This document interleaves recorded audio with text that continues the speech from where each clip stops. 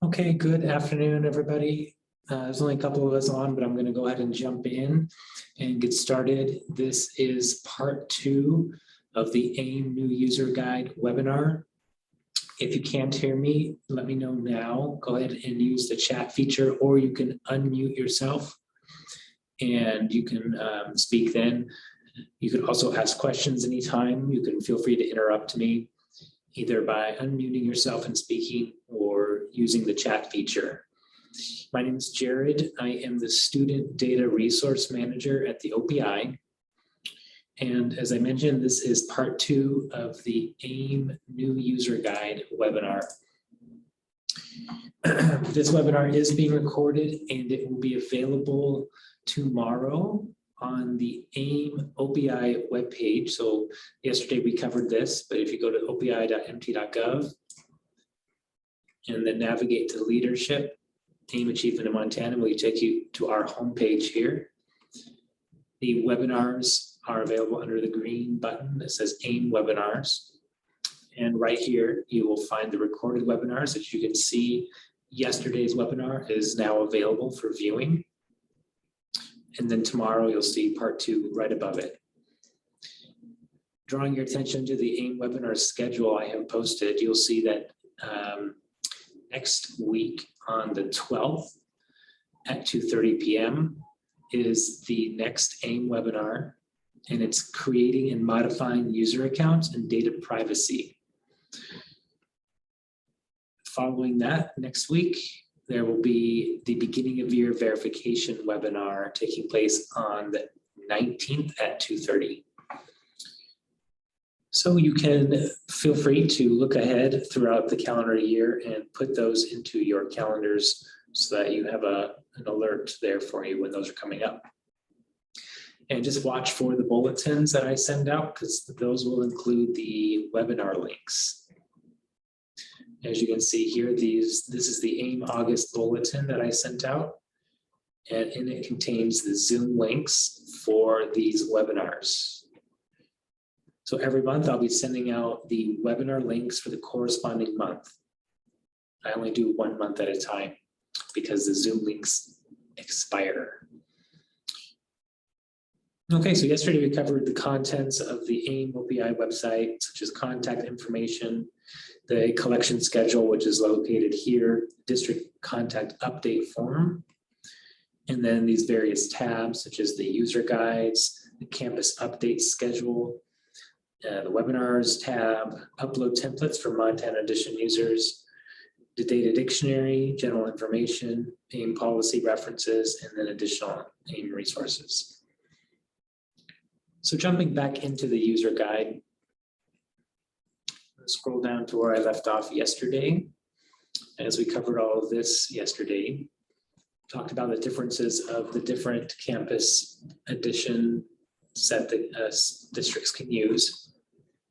Talked about signing in, the basics of navigating campus. Make sure that you always use Google Chrome for best and optimized usage. I showed you how to do searches, how to create enrollments, the difference between the summary tab and the demographic tab. And that pretty much left us off with gender and legal name changes. So just to reiterate the importance of a service type, which is the section right before gender. Primary service type, again, is that primary enrollment for the student is in that school. The partial enrollment is for students who have a full-time enrollment, perhaps at home, school, private school, or perhaps they are taking 8th grade classes full-time primary, and then they have a high school enrollment for, say, a math class, so they would have another enrollment for partial enrollment there. And then end special ed services are the students who are only receiving special ed services and no other services. So let me back into my test site here. Again, scrambled data, no live data. I'm going to pull up some kids here. Go to their enrollment tab. And you can see their enrollments here for that every year corresponding to that district. And then let's say that this student, Ava Adams, let's say her parents come to you and say, oh, we have a legal name change. Perhaps the parents divorced and one of the parents remarried and the child is now taking the new last name. As long as it's a legally documented change, what you want to do is go to Census People to get to the Demographics Identities tabs, these two tabs here. And what you want to do is go to Identities tabs. Now, Demographics tab, you can see that it is editable. I can change this if I wanted to, but that's not how we change identities inside a campus. That's not best practices. What you would want to do is navigate to the Identities tab and use this feature. If it's a new identity, in essence, a legal name change, you would want to create a new identity. That's done by clicking the blue button. So let's say Eva Adams' parents or parent comes to you with a legal document, says the last name has been legally changed. Let's say she was adopted by another family and has a legal name change. The parents are divorced, have a legal name change. Any various situations upon which there is a legal document that shows it was changed and they demonstrate it to you, they show it to you, then you would click New. It's going to pop down here with identity information. It's going to pre-fill this stuff from the previous identity. You can erase that. So let's say it's Smith now instead of Adams.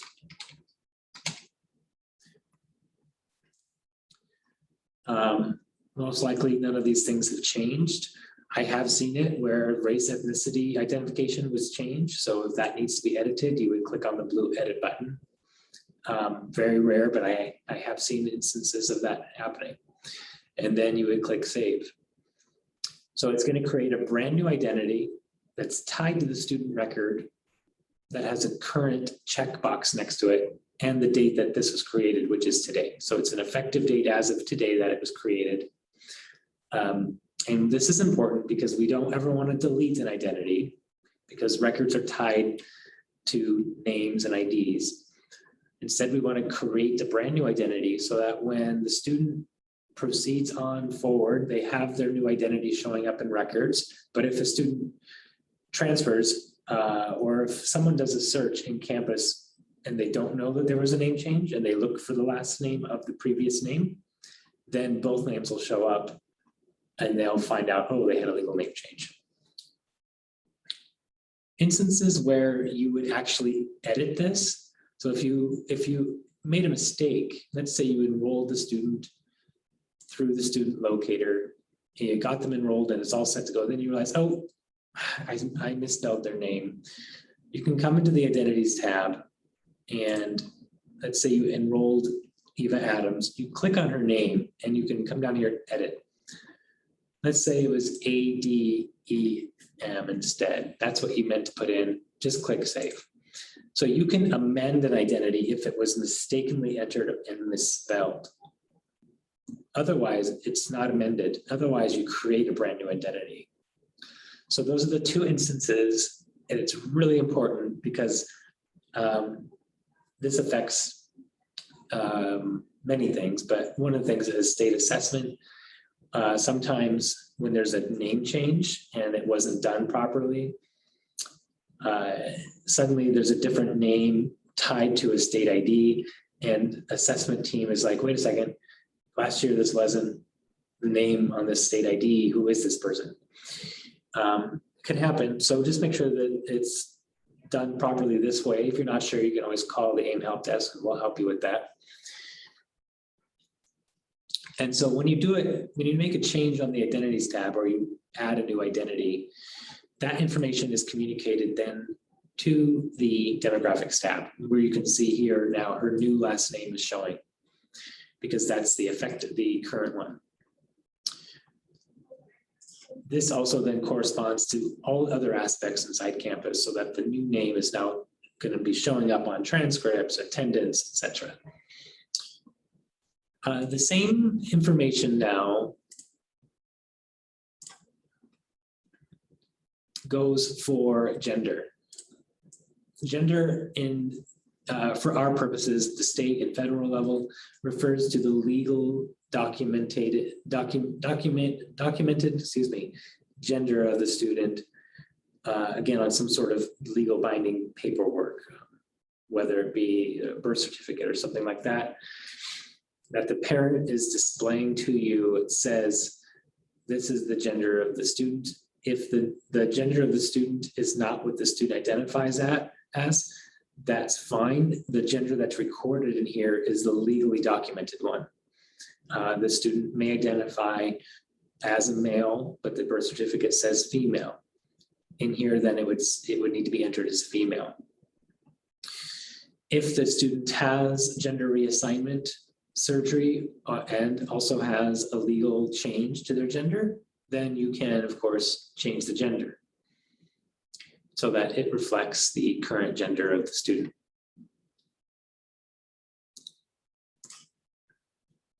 So that is discussed here under the section titled Identities, Legal Name Changes, and Gender. Next up, we have topics of student records transfer and then processing those transfers, opening up the transfer and looking at available documents. Let's see, and then we go on to, I think, some data validation stuff, verification. Now I can see here, I don't know if I have one available, but I'll walk you through here. So there's two ways of processing a records transfer. Yesterday, I mentioned that when you enter a student and enroll them through the student locator under student information, if you enroll a student, let's do one that is, for example, maybe from a different school district. Ouch, excuse me.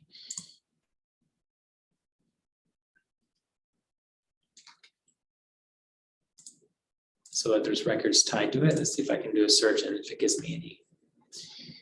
Okay, so we've got some students in here. Look like we have this one from Laurel. Okay, let's just click this and let's say the student's enrolling. I want to see if it'll give me a records transfer option when I enroll the student.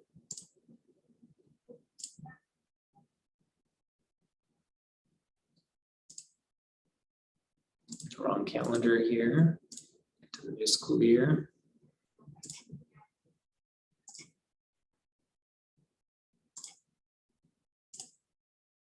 No, transfer, let's say they transfer from public school in that district. Okay, click save. Yeah, okay, good. So it gave me a records transfer prompt. Because the student came from Laurel, as I hovered over the name, it said Laurel, and transferring into this district, it's going to prompt you once you create that enrollment. This is a records release containing student information, the requesting district and the releasing district. You don't have to enter anything in here unless you want to add comments, but it's already set up to prompt the previous district that you are enrolled, you've enrolled a student and you need the records. All you need to do is hit submit request. And it's going to say status waiting for former district to release records. Now, if I had access to that district, I would go in there to the processing screen and it would say records transfer, and it would say action, probably something like action required. I have to look at here. It will say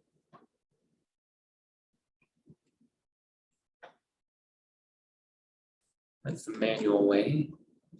Anyway, it usually will say something like awaiting records need to be released. And then you would just click on the name and it would bring up this similar screen where I was at under the student locator, which is gone now because I went to this one. And I can click here and it'll bring me back to what I saw under the student locator, and it'll still say waiting for. Now, if I'm in the other district and I click that prompt, it's going to give me some options, such as release records. And then just there's decline, which you never want to use. And when that's selected, then the records then are automatically sent to the requesting district. And then there would be another message in the processing alerts here saying records available. And then you could click on it. And then it would allow you to view records that are tied to that student. And it would look a lot like this. I can zoom in here. So you would get the information for the student as far as where it was coming from, the requesting district, the releasing district. And then in here, you would have the blue hyperlinked documents that are available. If there's a line through it, it means that there is no record for that specific data element tied to that student. So then you could click on those elements and then either print them for your records or upload them into your system, however you prefer managing your records. So that is what that would look like. Zoom back out. So that is the automatic records transfer process once you have enrolled the student via the student locator method.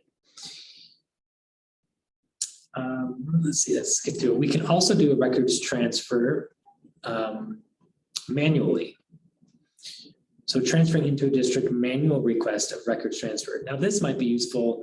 Let's say you sent out that records request when you enrolled them through the prompt and it was ignored. That they're not supposed to ignore them, but sometimes it happens, humans make errors.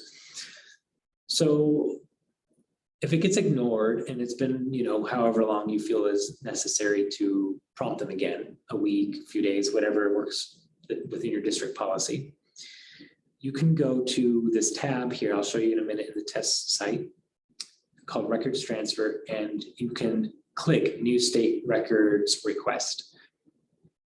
So what you want to do is you've got the kid enrolled because you've already sent the prompt to get the records requests sent. You already sent the prompt, it was ignored or declined by chance. So you're going to search for the kid that you just enrolled, and you're going to go to records, might be under summary.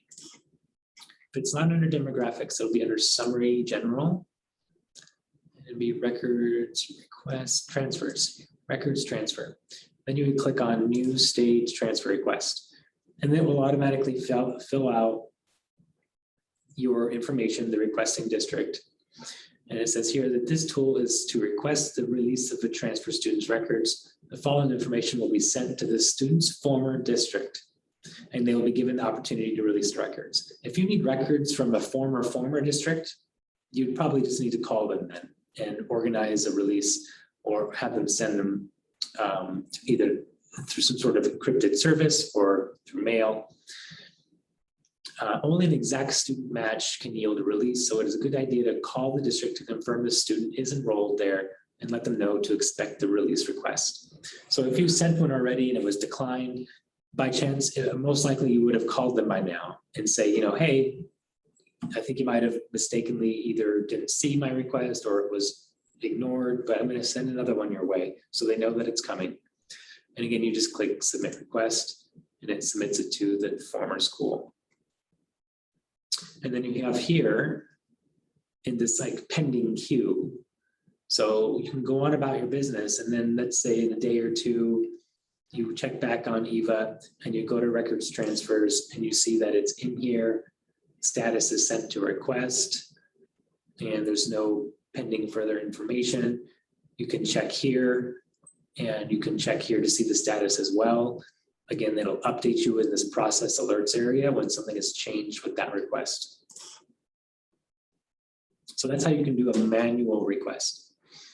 And then again, transfer release. That's the phrase I was looking for. When it says that it's ready, it'll say transfer released, and you can click on it, and then you will get those items that are listed as I zoomed in a minute ago to show you in a report. Okay, so the transfer was sent to you, it was released in your process inbox on the alerts page. You can see it. You can click on that link You can export them into PDF records if you need. Let's see, to open the transfer document or to activate a wizard, click on the blue links, as I mentioned. And then to import student enrollment history, click on the data import wizard called the enrollment history import wizard. The wizard will display the student enrollment history in the releasing district. Click Save to import the data. And then that information will then be transferred into your system automatically. Okay, so transferring out of a district. When a student transfers out of a district, a transfer message will be generated by the new district, just like I just demonstrated, but in the other way around. If the new districts use the student locator, the message was generated automatically. If they use a direct entry method, the district must have entered a transfer request manually. The message request for you to release will appear in your process inbox. That's this alerts area. So a message there will say for the student, request for you to release. You would click on it. There are three options. Release records, reject request, or ignore request. Ignore request is the one I was thinking of that you should never use. If you use reject request, this should only be used if the student has not actually left the district. So let's say it was an accidental enrollment in the new district somehow, which has happened before. And you get a request, you're like, wait a second, this student is still enrolled with us. I just saw him walk into class this morning. I would call the school in addition to reject the request, and also just let them know, call them to let them know that there's an issue.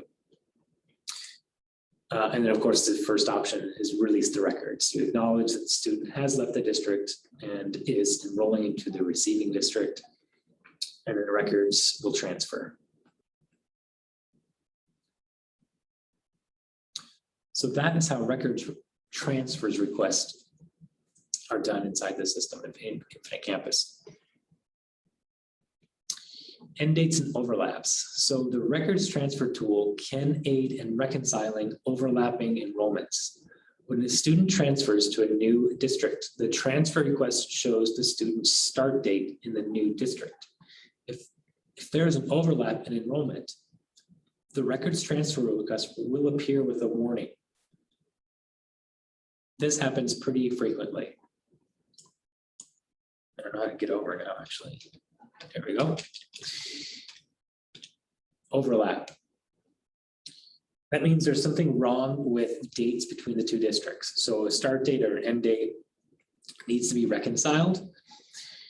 To fix it, click Edit to return to the Enrollments tab, or go directly to the Enrollments tab for the student. So you've enrolled the student and you realize, oops, I gave them the wrong start date. So you go to their enrollment tab, click on the enrollment that's new, and let's say that you enrolled the student and you gave them a start date of August 26th, 2021, for example, but the school that they just came from has them enrolled for August 26th. So you want to double check that this is accurate. Your start date will be the first day of instruction for that student. So let's say that the August 26th date was the last day of instruction at the last district. So then your start date would then be the 27th, or the next instructional day that's available for that student. Whenever they start, it could be a week. Maybe the student decides to take a week off and comes to you to enroll a week later. Maybe the parents, are moving or whatever. It takes time sometimes. So start date may not be the next day. It's whatever day the student begins instruction. So if you have an overlap error message show up on a records transfer, check your start dates and end dates between yourself and the previous district to make sure that those are accurate. If you're not sure, if you're sure that the start date is, for example, August 26th, because the student is in your school and is learning on August 26th, and the previous district has an end date of August 26th, call them and check with them, because it could be the 25th and they made a mistake. So try to fix that between districts if that occurs. And this is just a note about what I just said about the importance of end dates and start dates being the first and last day the student was in attendance at the school, not the date that the record request was received or sent, not the date that the student parent calls you to enroll. It's the day that they start instruction or end instruction. And that end start dates are here inside the start date, end date.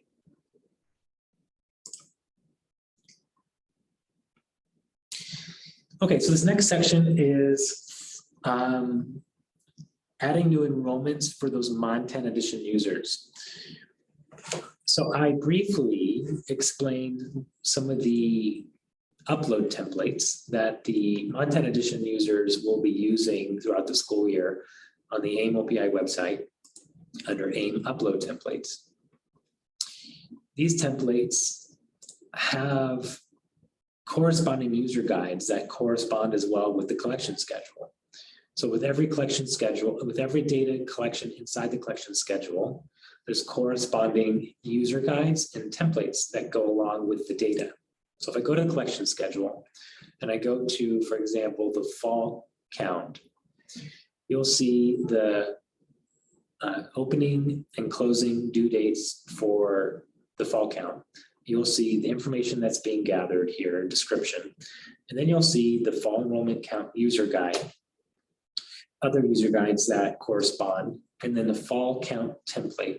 That template is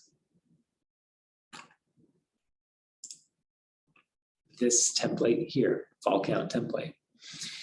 Now, before these take place, my point is basically is that there's a user guide for each of these templates depending on the collection. Now, these other two templates, these are to be done first at the beginning of the year, first the demographic, then the enrollment template. This user guide directs you to the AIM file imports guide, which is specifically for Mod 10 Edition users. I'm going to go ahead and click that open, make sure that that link works. It does. So this is a comprehensive guide that gives you information for those Mod 10 Edition users on every single template.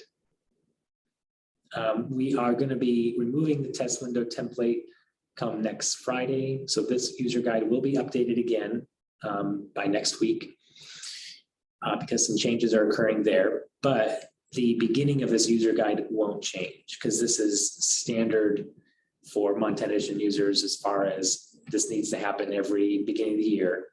It's the file upload process for, let me get down there,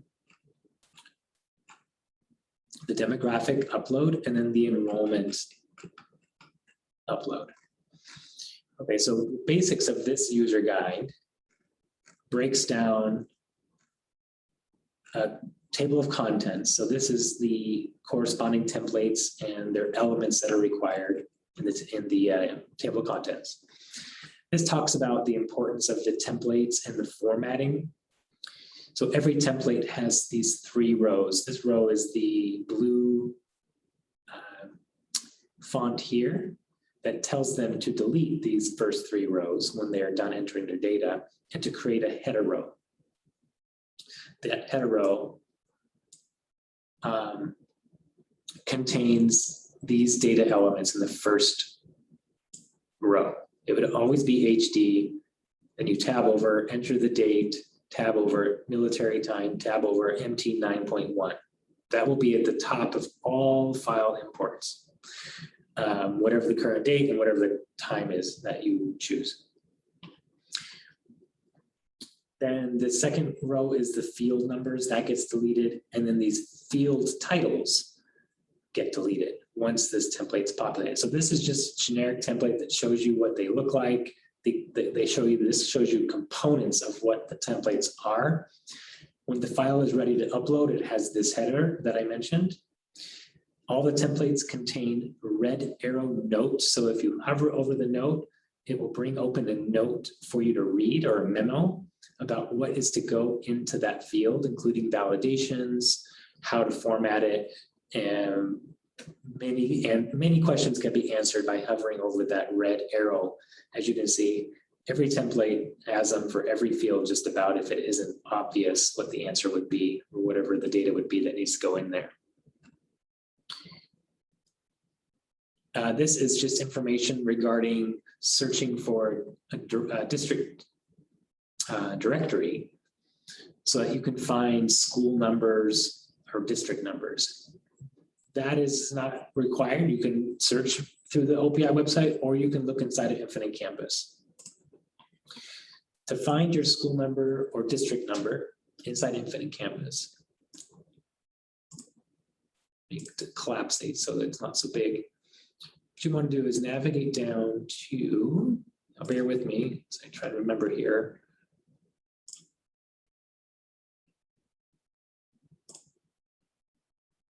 District information, yes. Okay, so district info. So it's going to be under system administration, resources, and then there is district information. District information, this is obviously, it says Infinite Campus, which it would not normally say that. It would say whatever the name of your district is. You click on it, and then you would have the state district number. The reason I mentioned that is because that will go inside of the file import, the template. So all the templates have a district number column. I'll zoom in here, you can see.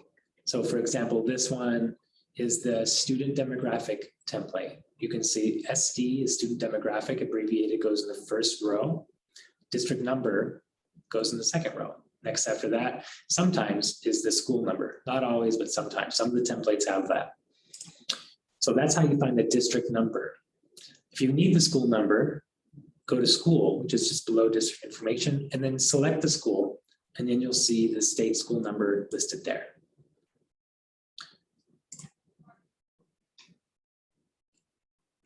Oops. Okay. So I'm going to jump back up here. That is what this section is talking about. You can find those numbers on the OPI AIM website. I find it easier to find them inside of Infinite Campus myself.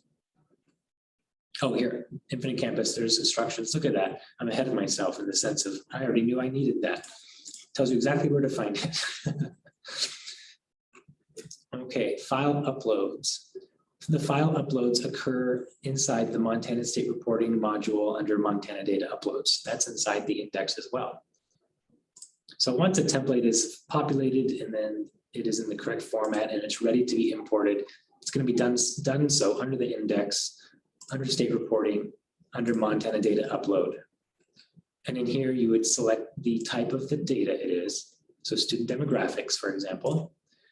And then there's two options. You're going to validate and test the data first before doing an actual upload. So there's two times you're going to do it. So you're going to create the file, choose the file that you've just created, upload it, click submit to batch. It's going to pop down here in this box. It's a batch queue list. It's the queue box basically. And it's going to give you a status report here. It's going to say processing. When it's done, it'll say complete. When it's complete, it'll say get the report. You click on that link and look at it. If after 5 or 10 minutes, nothing's happening, or if it's a really large file, give it some time. You can click this refresh button as many times as you need to until that report says completed and get the report. Look at the report, make sure that everything looks accurate, make sure that there's no errors being given to you. If there are errors, you need to correct them inside the file and then re-upload the file and either test it again, or if you're sure that it's fine, you can do an upload. Choose the file and again, process it through here by submitting to batch. Uploading the file will change the data. Testing it does not change data. It's just looking at it for you. And that goes with every import, not just the demographics one. But the demographics one is done first. So that information is here. It talks about the difference of testing and validating, uploading a file, and some important notes to proceed with the student enrollment and after the demographics upload is done, not the other way around. This is just an overview of the types of imports of the templates that we have. There's the student demographics, enrollments, program participation, This one may need to be removed, student context. I don't know if we have that one anymore. And again, I'm going to update these as soon as we have the change for test window coming up here. So this is the process I was just speaking of in uploading it through the Montana Data Upload module. I just walked through these step by step, talks about that box queue, batch queue section area. And then it goes into descriptive information for each template. So the student demographic template is first. If you need more instructions on how to upload this template, then there is the beginning of year verification guide, which I will cover in 2 weeks' time. I'll cover that process in that user guide. So if you wanted to wait until then, I'm happy to walk you through it then. Or if you wanted to look at it yourself now, you're welcome to do that. But in here, you'll see that what I've provided you is a description for each of the commonly unknown elements. So record type is always provided for you. The information is provided. It's always inside the parenthesis. So here in this column, you would write SD. Next one would be SD, SD, all the way down for each student. And then you would enter the district number, field 2, whatever your district number is. Student state ID. That's a unique 9-digit statewide student ID, must be 9 digits. If you have it, enter it. If not, don't, because it's going to get generated when you do your demographics upload. As you can see, it's not in red, it's not required. So when you do this demographic upload, you're going to get those state IDs generated, or is it the enrollment one? Now I'm second guessing myself. Anyway, it's not required to enter there, so don't worry about it. What is required is in red. So enter the last name, the first name, gender, birth date, the photo opt-in status. If you have taken statuses from the parents about whether or not they want to opt in to upload the student photo to the state, you can record that opt-in status into this template and it will populate it in Canvas. Race, ethnicity info. Those need to be indicated. And then the end year is always the last year of the school year. So if it's the 21-22 school year coming up here, you're going to put 2022 in there for 2022. So that describes each data element that are tricky, that people don't usually know what to put in there. So that's the demographics one. And then following that is the student enrollment template, which again is also mentioned in the beginning of year user guide, but it is mentioned here as far as what element goes into each column and why. And again, you can see those red arrows that if you hovered over would give you more information about each of those fields. It's essentially what is written here. These are all notes that correspond to those notes that are inside the template. So it'd be really difficult not to find these notes, essentially, is what I'm saying. You'd have to try hard not to, basically. Record type is enrollment, so it's going to be EN instead of the demographic one was SD. So enrollment is EN, district number. And this one requires a school number because the enrollment is going to correspond not to just a district, but a school as well. So that's when you're going to need that school number, not just the district number. Calendar number is always 1. And then you should have the student state ID by now because you did the demographics upload, which provided state IDs for you, for your students. Then you would put those state IDs in here again, matching up the last name, first name, service types for the enrollments, PS or N, start date is the first day of instruction, local start status, and grade level and year 2022. Those elements are described for you here as well. You can put diploma information in there for those graduates if that's necessary. And then you can form the data upload. So going back to the new user guide, instead of explaining all of that into this new user guide, there are already guides that explain ad infinitum that process over and over again. So this user guide explains it. The beginning of the year user guide explains it. And when I do the webinars, I demonstrate it. So I'm not demonstrating it right now at this very second, but I can show you real quick here on the AIM website, if I was to go to the website here and get my demographic template, again, this is for Montana district schools, Montana edition users of Infinite Campus only. This is not district edition users. These schools using these templates have a third-party system where they already have entered their enrollments and demographic information. Instead of making them do it all over again, we create this simpler process of putting it into a template and then uploading it into Campus to decrease the amount of work they have to do. So if I go here, open up the demographic template, here you can see if I hover over it, it gives me information over each one. When I populate this template, it's going to look like this. District number, it's always for state. I don't have a state ID, it's demographic. Last name Smith, first name Dan, middle name, gender, male, birth date, 8/10/2005. Opt-in status, it's going to be yes. Hispanic Latino, let's see, what's it give us here? Person of Mexican, Puerto Rican, Cuban, South or Central American or other Spanish culture or origin, regardless of race, enter Y for yes, no for no. This must be populated, it says. So no, no, no, no. Oops, delete that. Automatically jumped in there. And white. All right. Determination. Parent identified, self-identified, observer, parent identified perhaps, so one. Nickname, if you have one for the student, if the student prefers one, end year 2022.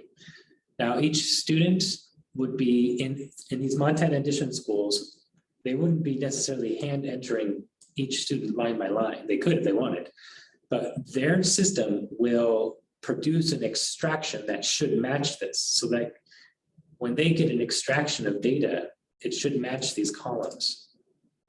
Because we give these templates to their vendors so that they can replicate them. So they're going to delete those first top three rows if they're using a template. So that the extraction they get should look like a tab delimited document, which I'm going to create here in a second, or it will match this template pretty spot on. If it doesn't, they will need to populate the template. That's my point. If their extraction does not match this template format, they must populate the template. Otherwise, the upload will not work. So delete those first three columns, delete this memo here, don't need that. And now it's going to be file, save as. I'm going to go down here to tab delimited, text tab delimited, and then just save it where you can easily locate it to upload it. I usually just go to my desktop.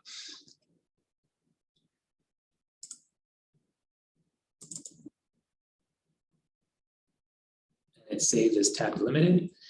I can close this then. I'm going to go to my desktop. Here's my TXT file. Now, when they do an extraction, their extraction should look like this, with rows and rows and rows of student information. However, if not, they have to populate the template, save it as a tab delimited file like this, and then come in here and add that header row that I mentioned. HD, tab, date of when the file was generated, the time the file was generated. You don't have to be spot on. A rounded up number is fine here. Let's just say 10 a.m. Tab MT 9.1. So there's a tab between each of those spaces. This header row has to be here in order for the upload to work. And then below you would see rows and rows and rows of data, of student data. Click save. Now this file is ready to be uploaded, imported into Infinite Campus.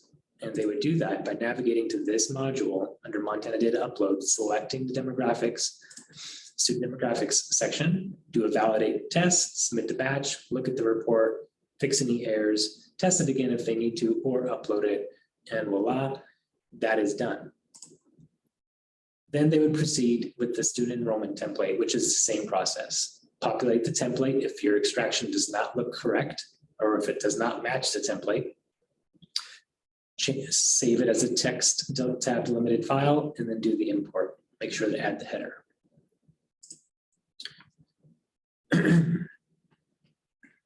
If you are a Montana Edition user and you are confused by that process, I know I ran through it quickly because, again, as I mentioned, I'll cover that process for each of the data collections that require it. So don't worry, I'll go through it again and again.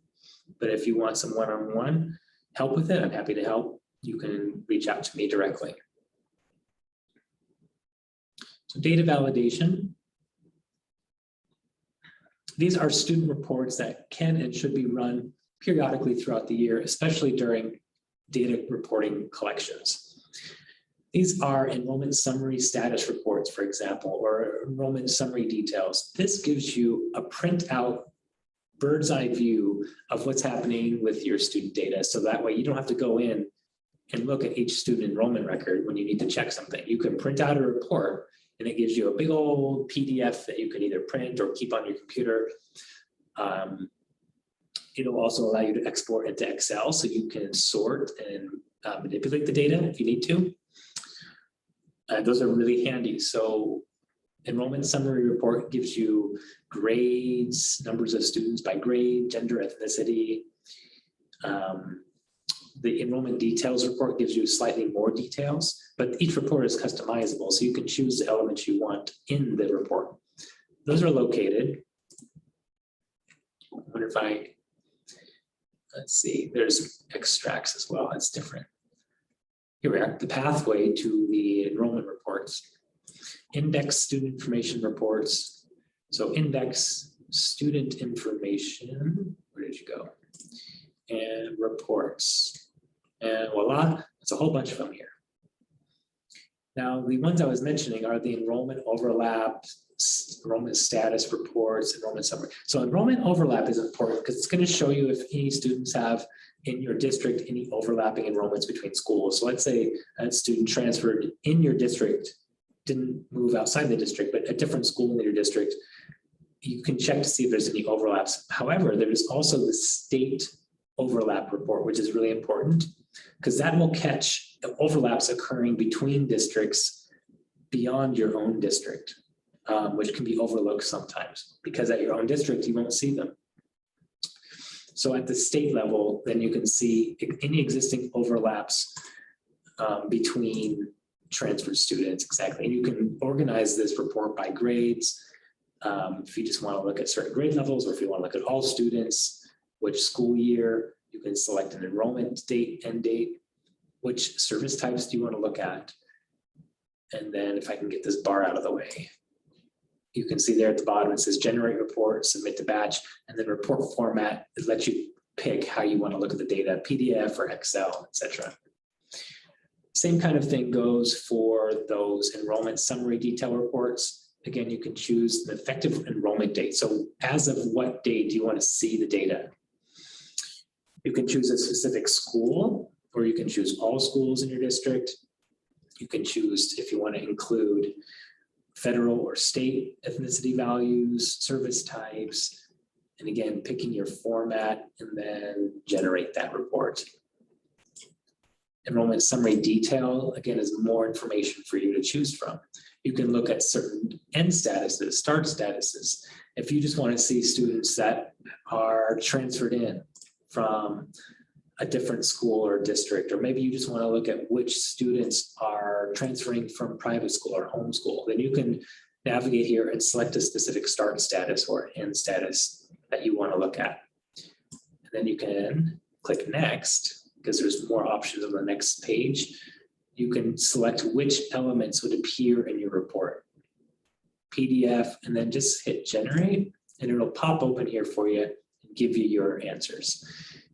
I didn't have anything selected, so there's nothing in there. But as you can see, it tells you the date that you generated the report, the time, the school it was for, total students, if there were any selected in there, etc.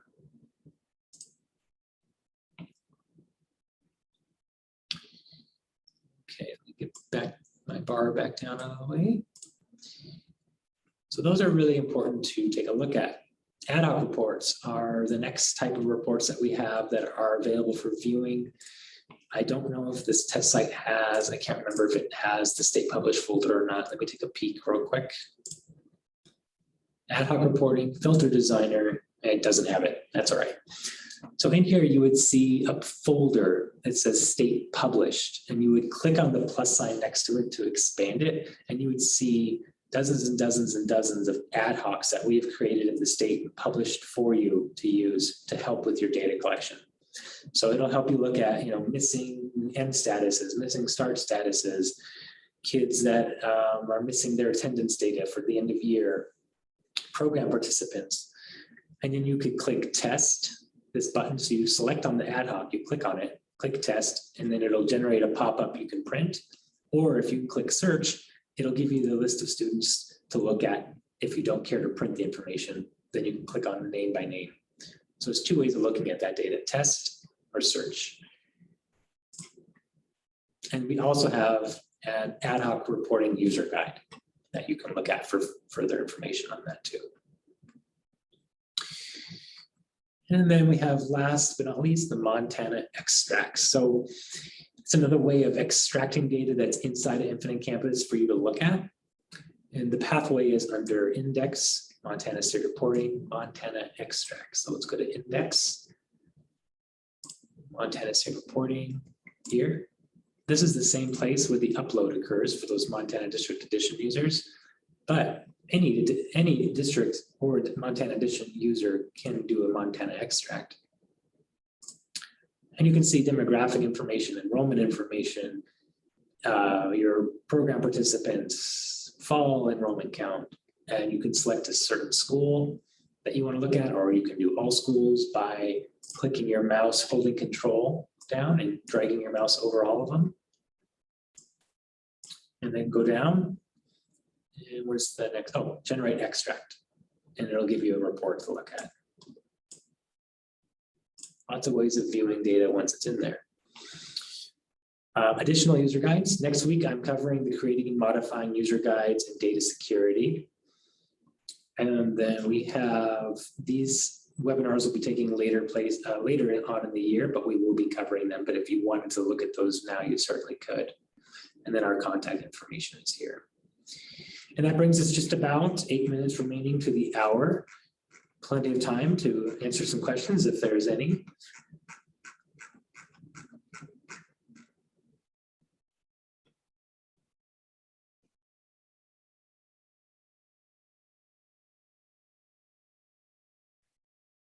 If not, there's no worries. If you can't think of anything now, you just think of something later, you're welcome to reach out to the AIM unit. I will get our contact information up for you here. There it is. It's my information here. And then there's also the help desk ticket system. You can create a ticket.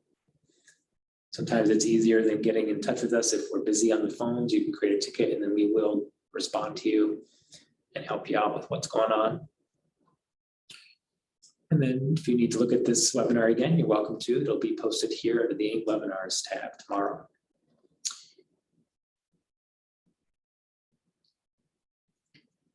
All right, well, if there's no questions, I thank you for participating and look forward to seeing you at the next webinar. Take care.